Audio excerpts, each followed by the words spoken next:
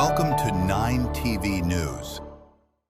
సూళ్లూరుపేట పురపాలక సంఘంలో శనివారం రోజున రాష్ట్ర ప్రభుత్వం ప్రతిష్టాత్మకంగా చేపట్టిన స్వచ్ఛ ఆంధ్ర స్వర్ణాంధ్ర కార్యక్రమం జరిగింది. ఈ కార్యక్రమం జిల్లా కలెక్టర్ ఆదేశాల మేరకు శాసనసభ్యురాలు నెలవల విజయశ్రీ సూచనలతో నిర్వహించారు. మూడో శనివారం జరిగే ఈ కార్యక్రమంలో జీరో వేస్ట్ లిటర్ గవర్నెన్స్ అనే థీమ్పై స్వచ్ఛత కార్యక్రమాలు చేపట్టారు.